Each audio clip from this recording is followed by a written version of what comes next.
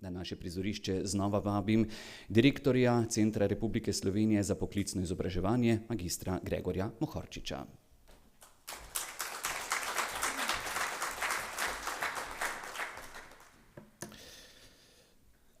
Težka tema. Hvala za ta napoved in za uvodni del. Jaz bi pa danes rad vam pokazal, mogoče se tisti, ki ste lani bili na tej konferenci, spomnite, da sem začel z Dragijevim poročilom in potem nadaljeval naprej. Zdaj v tem enem letu, kogarkoli lahko vzamemo, ali je kratko ali je dolgo, se je pa še marsikaj zraven zgodilo. In rad bi pokazal vam, da praktično tudi moji predhodni govorniki, ki so naslavljali pa vas pozdravljali, so nakazovali, da je modernizacija poklicnega šolstva ključna in da transformacija na področju poklicnega nujno potrebna. In nekako bi rad na koncu potegnil sklep, da modernizacija tudi naša gre v pravo smer, daje prave rezultate, vendar potrebuje, tako kot smo vsi rekli zdaj, sodelovanje.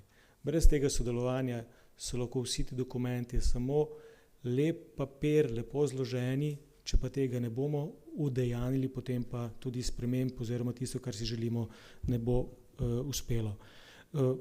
S tem mislim ne samo zdaj, da ključne spremembe se dogajajo v razredu, ampak ne samo tisto, kar se dogaja v razredu, tudi vseh nas odločevalcev, ki smo zraven potrebni, je potrebno naš kamen v tem mozaiku, zato da se spremembe res zgodijo. Tako da hvala kolegom, tako z Ministrstva za šolstvo, Ministrstva za delo, Obrtni zbornici, Gospodarska zbornica, tukaj še manjka, žal so se opravičili, tudi Ministrstvo za delo, družino, manjka, so se opravičili, ampak vse te partnerje potrebujemo, zato da se lahko spremembe zgodijo tam, kjer se morajo.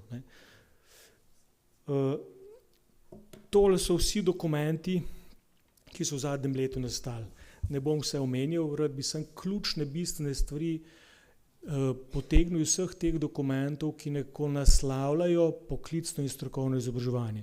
Že lani omenjeno Dragijevo poročilo, ki je kar nekako zatreslo en del javnosti in dalo neke poudarke ali pa tako, smo si malo zamislili, kaj je potrebno oziroma kaj nas vse še čaka. Potem nedavno sprejeta Helsinška deklaracija, 12. septembra je bila sprejeta strani vseh ministrov za izobraževanje, ki nadaljuje Osnabrško deklaracijo in poudarja pomen poklicnega in strokovnega izobraževanja. O poklicih prihodnosti, mislim, da bo tudi moj kolega naprej, ki bo kolega Peter Vostner govoril o tem, pa ne bi se kaj preveliko zadrževal, ampak tudi tam imamo neke poudarke, ki naslavljajo poklicno. Zaveza Evropske komisije, ki je bila ob imenovanju predsednice omenila zavezo Union for Skills, tudi naslavlja te stvari.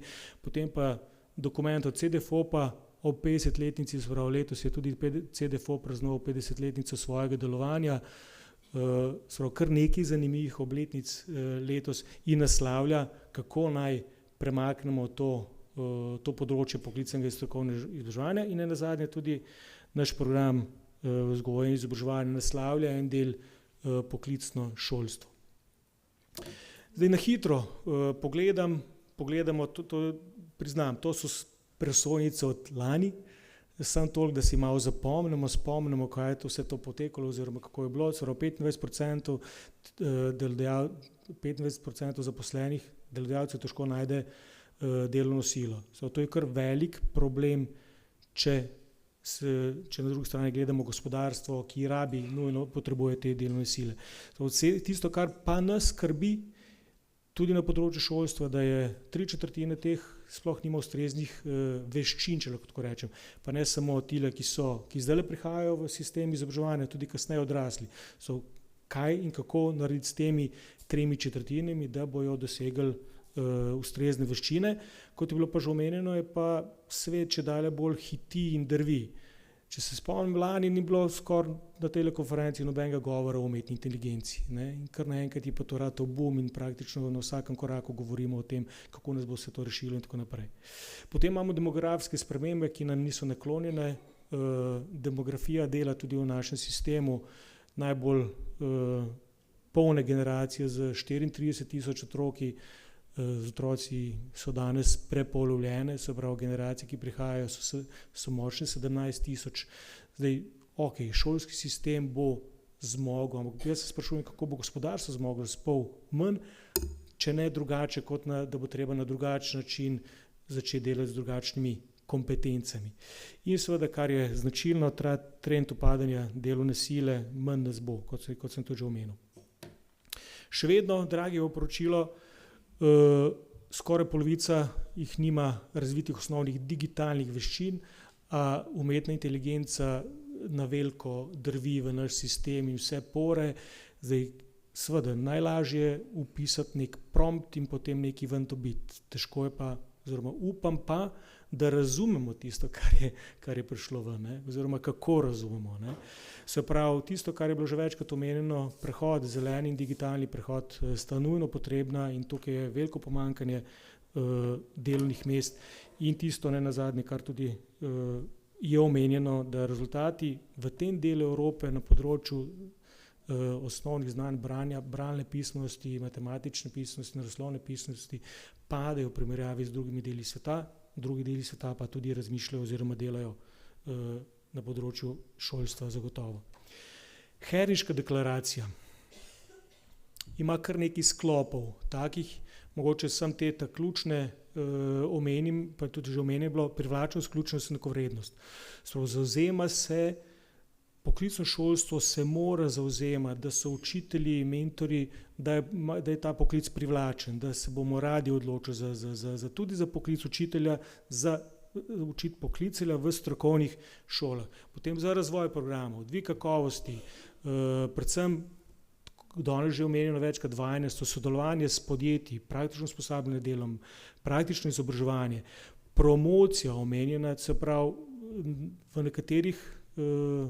nekateri imamo še vedno zakorenjeno stališče, da če ne boš hodil v gimnazijo, potem ti bo treba delati, ne? Kot da gimnazijcem oziroma tistim, ki hodijo na univerzo, ne rad delati. Vsi rabimo delati na koncu.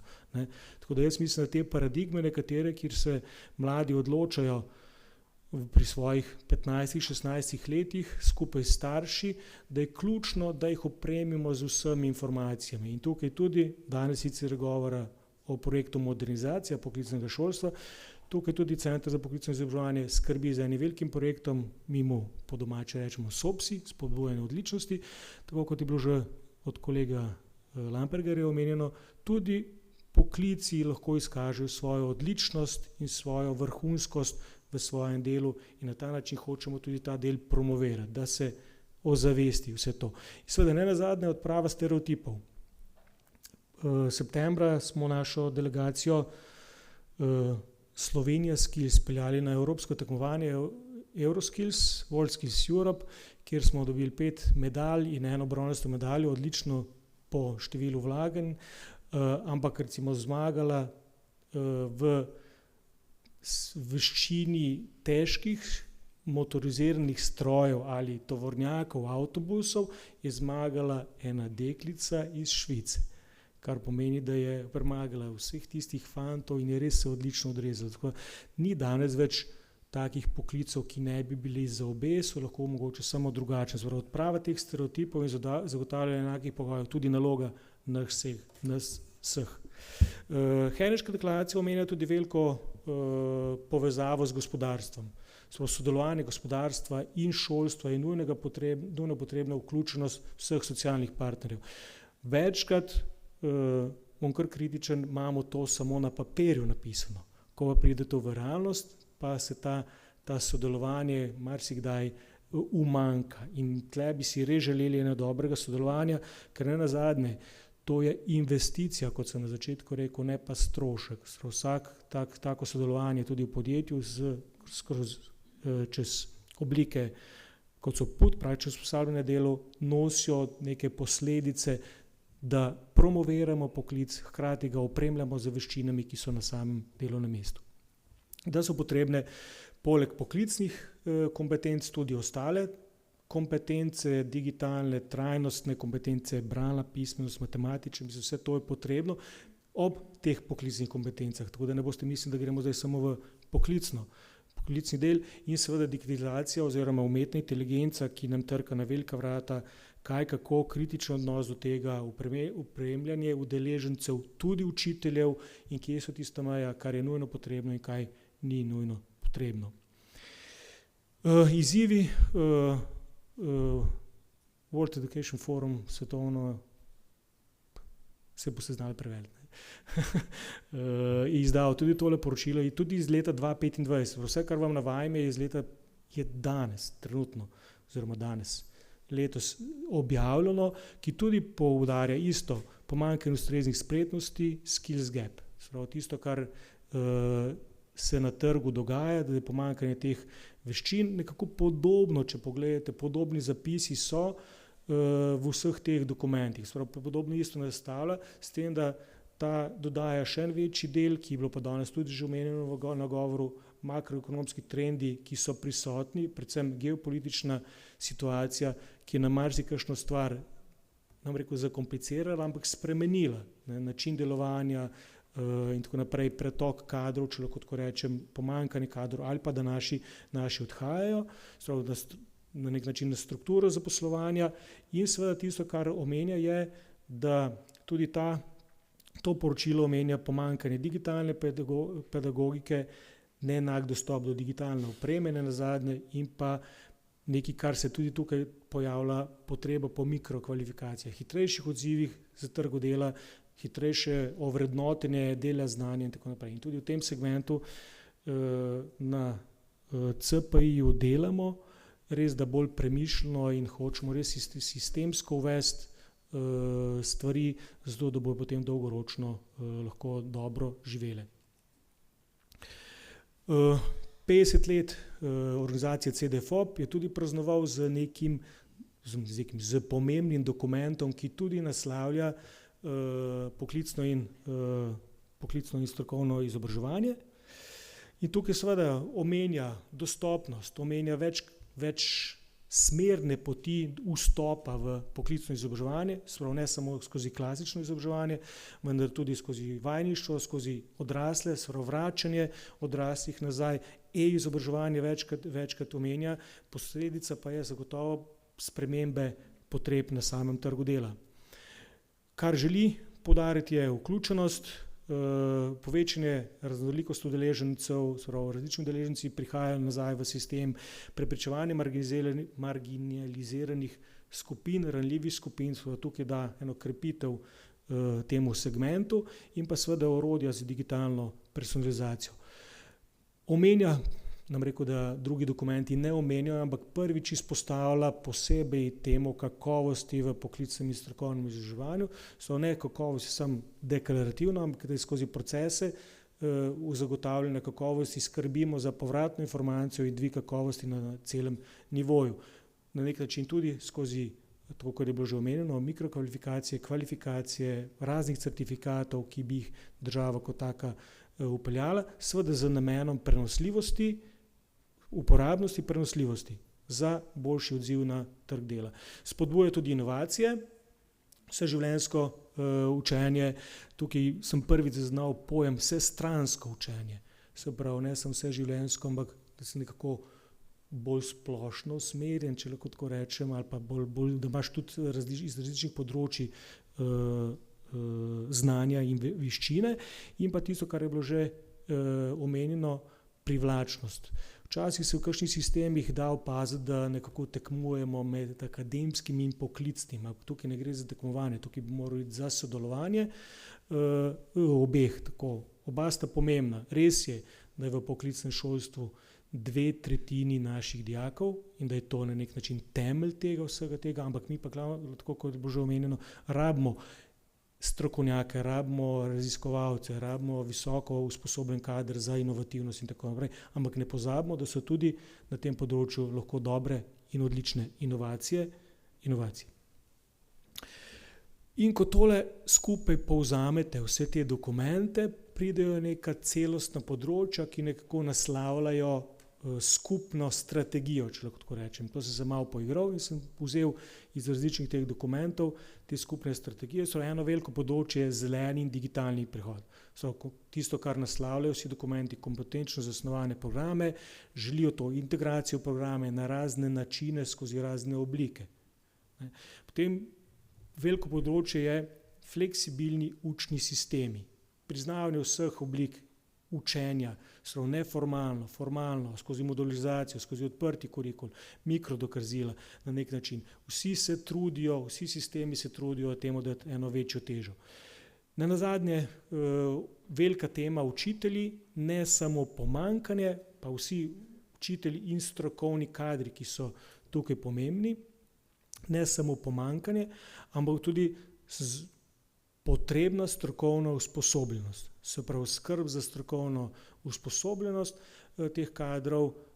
Zdaj pred dnevi, prejšnji teden je bila raziskava Talis objavljena, ki tudi naslavlja veliko potrebo po strokovni usposobljenosti naših, tam odpira še neke stvari, pa ker to ni tema, ne bom osredotočil na to, ampak ja, strokovni razvoj naših učiteljev, strokovnih delavcev je ključnega pomena in tisto, kar se jaz mogoče sam to omenim, stari se zapomnil, je, da največjo težo ima, če to delamo znotraj kolektiva, znotraj šole. Ne, če pošiljamo nekam ven, ne tako, kot ste vi danes tle recimo, ne, ampak da bi to se dogajalo znotraj kolektiva, to ima bistveno večjo težo, če to naredite znotraj kolektiva, kot pa kje drugi. Da sem mogoče malo pretiraval, bistveno, ampak tako. Naslednje tri področja je velik sklop povezave s trgom dela. Tukaj vse strategije naslavljajo veliko sodelovanje, zato sem danes še enkrat vesel, da so kolegi iz drugih ministrstev in Obrtno-podjetniške zbornice prišli tukaj, da skupaj premaknemo tale del, ker povezava s trgom dela gospodarstva je ključnega. Naši dijaki morajo videti, kako gospodarstvo živi, morajo začutiti, morajo iti na delovno mesto, da ga vidijo in tako naprej. Nekaj je, kar govorimo v teorijah, druge pa mogoče, kar se dogaja v praksi. Marsikdaj in marsikje na kakšnem področju imajo podjetja boljše tehnologije, kot jo imamo v šoli. In to, da spoznajo tam, da vidijo, da je drugače, je nujno potrebno. Skozi kakršnokoli obliko. Mi se trudimo vse te oblike na nek način, nekatere nam bolj uspevajo, je bilo danes že omenjeno, nekatere manj, ampak ne nazadnje tudi promocija je potrebna. Vključenost vseh, enakost in privlačnost poklicnega izobraževanja, se pravi, kot je danes omenja, promocija poklicnega šolstva je nujno potrebna. Zdaj, najbrž govorim prepričanim, ker danes ste vi tukaj, mi rabimo naslavljati samostalim, da je poklicno šolstvo nujno potrebno, nujno pomembno, da se odpravljajo nekatere stereotipe na teh, da lahko dovolj dobro delujemo vsi na tem področju. In nenazadnje kakovost. Tisto, kar nisem odebelil, je podatkovna podpora. Tukaj pa smo bolj šibki. Vem, da imamo kolege iz izpitnega centra. Jaz mislim, da podatki samo o zaključnih izpitih niso dovolj za učinkovito naslavljanje vseh teh izzivov. So potrebni, da ne bo dileme, ampak jaz mislim, da rabimo tukaj na osnovi še kakšen dodaten podatek, ker se veste, brez konkretnih podatkov imamo samo svoje mišljenje. Vse ostalo je tako. Tako da to je nujno potrebno. Torej, na nek način vse te strategije naslavljajo transformacijo poklicnega izobraževanja. Naslavljajo tudi transformacijo ostalega izobraževanja, danes govorimo o poklicnem, so transformacija in kaj ugotavljajo je, da je poklicno šolstvo res eden izmed temeljnih stebrov izobraževanja, kot je bilo že omenjeno, kot sem omenil, 2/3 naših šolajočih je v našem sistemu in skrb in odgovornost sistem večja. In kompetenčno zasnovanost poklicno izobraževanje je lahko odgovor na nastale izzive in prilagoditev kurikula je nujno potrebna za prihodnje rodove. Ta prilagoditev kurikula najbrž ni danes, ampak mora biti tako fleksibilno nastavljena, da bo odgovarjala današnjim potrebam in tudi v prihodnje. In taki kurikuli se zdaj delajo. Modernizacija pedagoških pristopov, tisto, kar nam manjka, kar je bilo mogoče, sem prej pozabil, je poklicna pedagogika. Te na nek način manjka. Zdaj, če sem pogledate,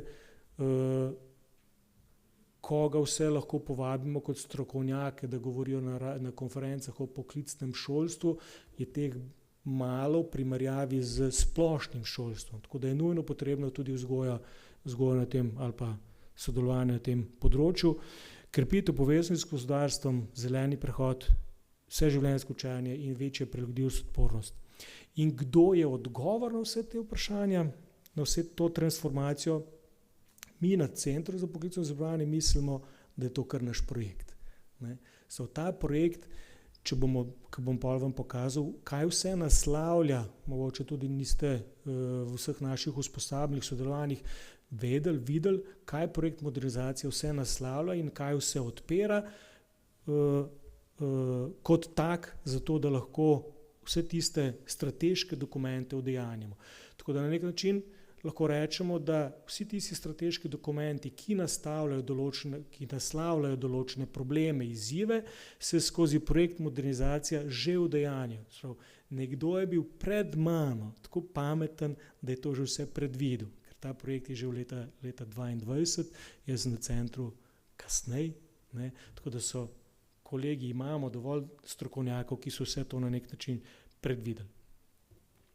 Zdaj, malo sem ponovim, kaj so temeljni cilji tega projekta, se pravi razvoj in prenova izobraževalnih programov. Vsi tisti, ki sodelujete, program modernizacije ima 6 sklopov, vsaki tlele je naveden, en ključen je razvoj programov, tako na srednješolskem kot na višješolskem, prenova 25 programov v srednjem šolstvu in 16 na višjem šolstvu, kjer poudarjajo vse tiste elemente, ki je bilo zgoraj omenjeno. Kompetenčni pristop, digitalni zeleni prehod, odprti kurikul na višjem šolstvu približno 40%, najmanj za jezik držati na srednjem šolstvu približno 20% odprtega kurikula.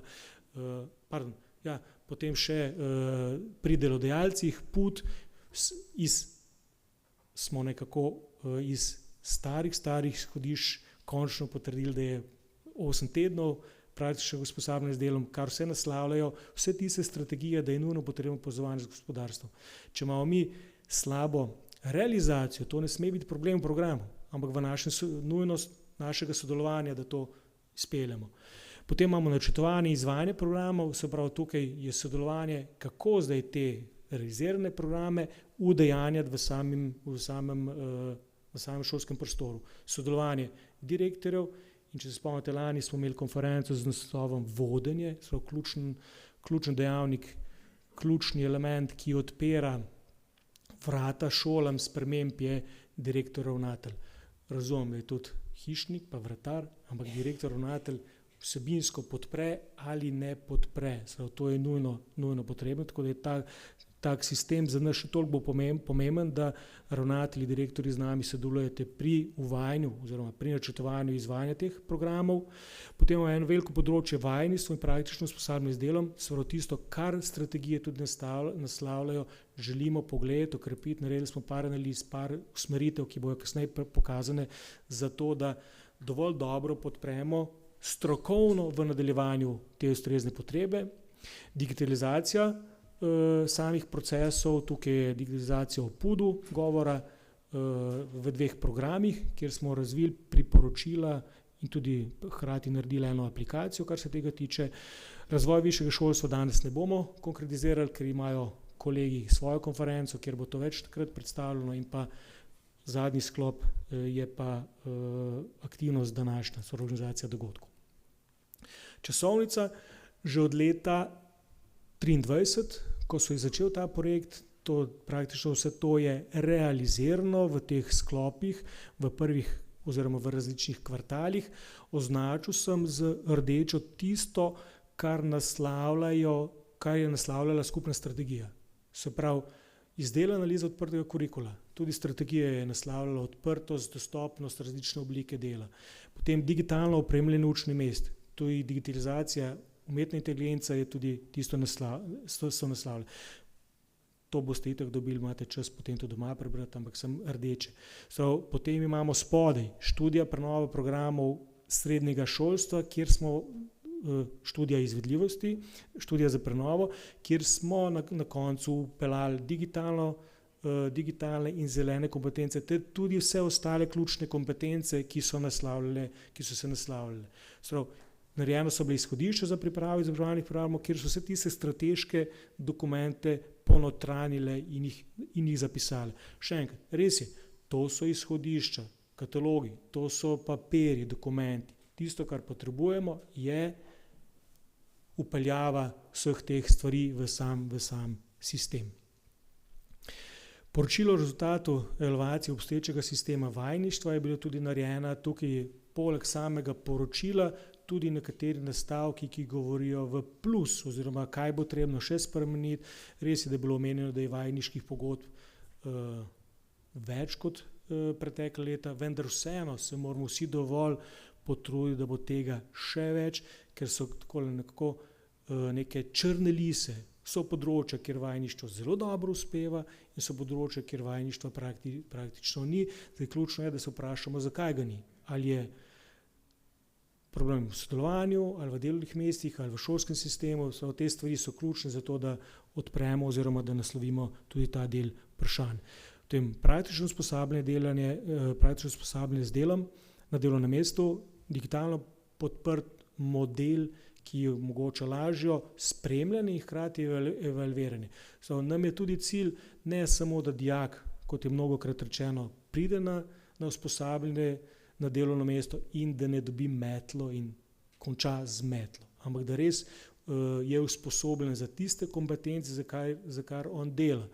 Tako da to je nujno tudi potrebno, zato da imamo učinkovit ta del sistema. Potem smo imeli tudi izdelan prenovo višješolskih programov z vključevanjem digitalnih in zelenih kompetenc, kot je bilo iz strateškega dokumenta tudi omenjeno, in prenovljenih prvih 5 pilotnih programov, ki nekako pol kasneje bo pokazal na naslednji prosojnici, že se ne pilotirajo, ampak pilotiramo usposabljanje vodstev za to, da bomo potem vsi to lahko implementirali v našem sistemu. Smernice za načrtovanje odprtega kurikula, se pravi tukaj tudi velik poudarek odprtega kurikula, da odprti kurikul dopolnjuje celoto, poklicni del, poklicne module in služi kot nekaj, kar je domena seveda šole, prvenstveno domena šole, vendar da ta odprti kurikul naslavlja tiste elemente, ki so povezovanje z lokalnim okoljem, nadgradnja, potem specializacija na posameznem področju, tisto, kar šole na nek način začutijo skozi lokalno okolje. Smernice za kompetenčno naravnano ocenjevanje poklicnega strokovnega izobraževanja so tudi tukaj bile izdelane navodila smernice v sodelovanju z nami, ker je tudi tukaj ta del, če vse ostalo kurikul moderniziramo, uvajamo kompetenčni pristop, je nujno potrebno, da se tudi načini ocenjevanja spremeni. Vajeništvo, še enkrat omenjeno, študija izvedljivosti, digitalna aplikacija PUDA in pa smernice so bile za odprti kurikul. To je bilo vse narejeno lani. Letos in pa naslednje leto imamo pa tudi nekatere elemente, ki naslavljajo samo strategijo kot tako, se pravi posodobitev verifikacije vajeniških učnih mest. Tukaj smo tudi prejšnji teden imeli s kolegi delovni sestanek, kjer smo kar nekatere teme naslovili, pokazali si, da imamo nekatere izzive, ki jih je potrebno rešiti, vendar tisto, kar je bilo že danes večkrat rečeno, ključno je sodelovanje in da vemo, da imamo dijakinjo v centru in da ta bo kasneje zaposlen. In z zavedanjem tega potem ne bi smel biti problem sodelovanja, problem, kdo bo kaj participiral, v kateri fazi bo kaj participiral in kaj bo participiral, če imamo to zavedanje. Narejena so tudi priporočila za še enkrat omenjen PUD, večkrat omenjen PUD, ker PUD res nosi eno temeljno sodelovanje s podjetji. Jaz razumem, da imamo tudi direktorji, ravnatelji nam javljate, da ni vse tako rožnato, verjamemo, da ni vse rožnato. Načini sodelovanje, kot pravim, premik razumevanja, da imamo dijaka, ki je nosilec tega, ki bo na koncu zaposlen, bi moral biti tisti temelj, ki povzroča ali pa garantira to sodelovanje. Kaj nas pa še čaka? Revidirati moramo izhodišča. Kot sami veste, je začel veljati ne samo zaradi novega spremembe zakona o maturi, ampak tudi ne glede na to, je v samem projektu kazalnik tudi revizija izhodišč. Zdaj na osnovi teh izhodišč, ki so bile pripravljena, so se začeli pripravljati pilotni programi. Pilotni programi so se naredili, 5 pilotnih programov že nekako funkcionira, zdaj se dela še ostalih do 25 pilotnih programov, hkrati z višješolskimi 16 in na osnovi tega smo se zagotovo vsi skupaj tudi nekaj naučili. In čas je, da potem po nekem tem obdobju pogledamo, ali izhodišča še vedno odražajo tisto, kar smo si zaželeli, ali jih je potrebno kaj popraviti. Jaz sicer menim, da bistvenih popravkov ne bo. Zdaj, kako bo s to novo poklicno maturo, 5 predmetov, bomo videli, ali je potrebno kaj bistveno ta izhodišča popravljati. Menimo, da ne, ampak ne glede na to je to potrebno narediti. Delanje priročnik za usposabljanje pedagoških delavcev s primeri praks za izvedbeni predmetnik, tako da je tukaj z vidika že večkrat omenjeno, fleksibilizacija, digitalizacija, personalizacija, se pravi, to vse, kar si je strategija naslavljala, smo nekako uspeli spraviti v neke priročnike in seveda ti priročniki čakajo, da se implementirajo. Zelo razumem skrb, tudi sam sem bil učitelj, kjer so marsikdaj visoko leteče cilje želeli spraviti na individualnega učitelja pa soočen v razredu s tem, onim četrtim in tako naprej in skrbeti za vse tukaj skupaj. Verjamem, da tukaj lahko s skupnimi močmi, tudi z vašo izkušnjo nazaj, izkušnjo učiteljev, strokovnih delavcev, zmoremo to, da naredimo en bistveni korak, da res zastavimo kompetenčni vidik, ker nam bo kasneje to zelo, ker bo ta bumerang oziroma nam bo zelo koristil potem nazaj, če se bomo to zelo potrudili. Zdaj do cilja, do konca projekta imamo še nalogo prenoviti 25 programov, dokončno jih nekako potrditi na strokovno po ustreznih procedurah in leta 26-27 začeti uvajati. Tudi višješolskih programov imamo tudi pripravljeno metodično didaktično podporo za izvajanje praktičnega usposabljanja v podjetjih, tudi to, se pravi, na nek način pripravljamo ta dokument, ki naslavlja eno izmed strateških področij in kot že omenjeno višješolske programe. To nas vse še čaka, zdaj smo leta konec 25, se pravi še leto 26, ki pa žal ni razdeljeno na celo leto, ker projekt se zaključi v prvi polovici 26, vse tisto v Q3 in Q4 ni nobenega kazalnika, ker je treba se to realizirati do konca Q2. In kot že omenjeno, projekt modernizacija vse to naslavlja. In vesel sem, da so moji kolegi uspeli vse te, kar sem jaz prej govoril, omenjeval in tako naprej, uspeli spraviti v ene luštne publikacije, dokumente, ki so dostopne na spletnih straneh. Po mojih informacijah bi mogli to zloženko dobiti v mapice, v vaše mape, v gradivo in vse te QR kode so tudi tam. Tako da tele dokumente, ki so, sem jaz sam potegnil, izvlekel, zato da vidite, da imamo kompetenčno zasnovane programe in da jih integriramo v programe, kar je bilo omenjeno v eni izmed strategij. To imamo narejeno in zapisano v eni izmed teh dokumentov. Potem naslavljamo fleksibilne učne sisteme skozi vajeništvo, skozi PUT, skozi modularizacijo, odprti kurikul. Res je, nisem odebelil mikrodokazila, ampak tudi z mikrodokazili se ukvarjamo na CPI-ju, ne samo zakonodajno, da želimo, da skrbimo, da je zakonodajno to urejeno, ampak tudi z obliko, vsebino in tako naprej. In ko bomo dovolj daleč, bomo tudi to pokazali vsem. In seveda skrb je tudi za neformalno pridobljena znanja, ki so bila omenjena v strateškem razvoju, kjer je tudi potrebno ta del naslavljati. Učitelji, kot omenjena poklicna pedagogika, kolegica Daniela, mislim, da je en dokument tudi na to temo omenjen v prilogi, ki naslavlja tudi to, tako da z veseljem si lahko preberemo. Mobilnost je omenjena, tukaj ni mišljena mobilnost samo k delodajalcu in nazaj, ampak tudi mobilnost, ki jo spodbuja naš center CMEPIUS skozi Erasmus Plus programe, so en izmed pomembnih elementov, ki se dotikajo poklicnega šolstva, da spoznamo tudi v drugih okoljih, kako stvari funkcionirajo. Drug sklop strokovnih dokumentov, se pravi, QR kode niso iste kot na prejšnjem slajdu, so pa iste, kot sem jih vzel iz publikacije, ki jo imate. Tako da tisto, kar je bilo tudi naslavljeno kot strateško področje, je povezovanje s trgom dela, so PUT, vajeništvo, praktično izobraževanje, partnerstvo nujno potrebno za sodelovanje in za uspeh poklicnega šolstva. To je predpogoj za to, da lahko to izvajamo, kot sami veste, kot sem prej že omenil, dober delež kurikula je v tem delu, v praktičnem usposabljanju, v odprtem kurikulu in praktičnem izobraževanju.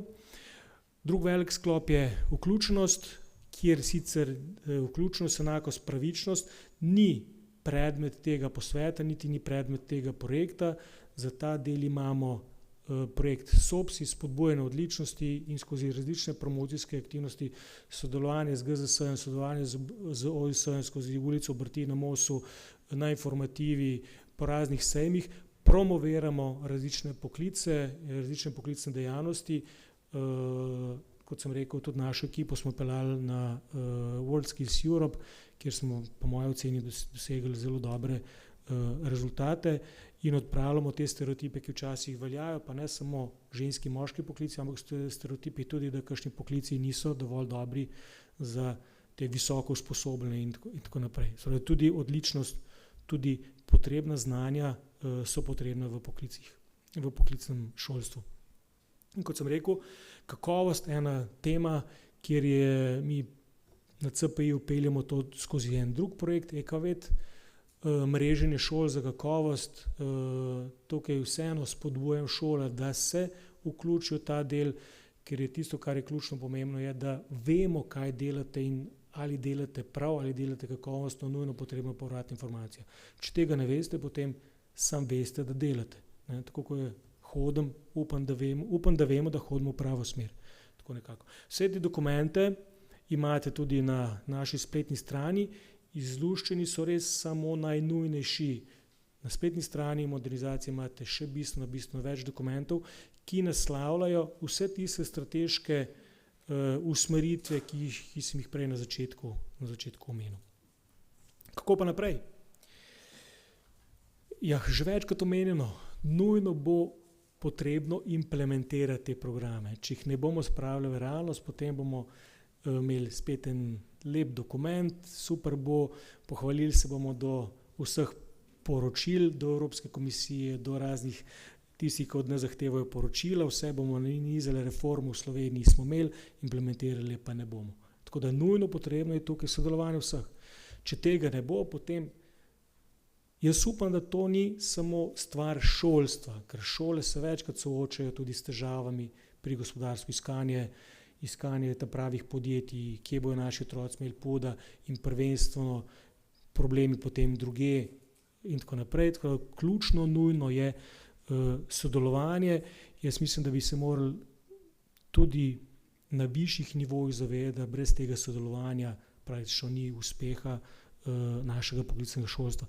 Odgovornost vseh deležnikov, Ni odgovornost samo na Centru za poklicno izobraževanje, ni odgovornost samo na direktorjih šolah, ni odgovornost samo na ravnateljih, ni odgovornost samo na učiteljih. Vsak mora nositi svoj del odgovornosti. Odgovornost je tudi na nosilcih funkcij na ministrstvih, da prevzamejo svoj del odgovornosti za to učinkovito implementacijo. Vsak, če bo dal svoj del, potem ta implementacija ne bo umanjkala. In seveda tisto, kar je nujno, je celovit in strateški pristop. Tisto, kar sem hotel jaz pokazati, je, da danes, da če pogledate, Evropa res pripravlja, ali pa vsi ti pomembni playerji v tem sistemu pomembno naslavljajo poklicno, ali pa mogoče ne tako poklicno, ampak bolj veščine kot take. Mi smo to nekako prevedli v poklicno šolstvo, ki tako naslavlja veščine. Ampak če nimamo tega strateškega pristopa, potem vse to skupaj ne gre. Tisto, kar je želja nas vseh, da nekako pokažemo, da udejanjamo počasi ta pristop, ki ga je potrebno potem seveda tukaj realizirati skozi šolski sistem in da na koncu dobimo tisto, kar si vsi želimo, kakovostnejše izobraževanje. To je naš cilj vsega, da dobimo kakovost izobraževanja z namenom nekoga zaposliti, ki je v podjetju, kjer bo potem učinkovito, kakovostno, imel ustrezne veščine za prilagoditev in nenazadnje tudi ustrezne veščine za živeti v sami družbi. In mislim, da je prenova poklicnega odgovornost nas vseh. Hvala.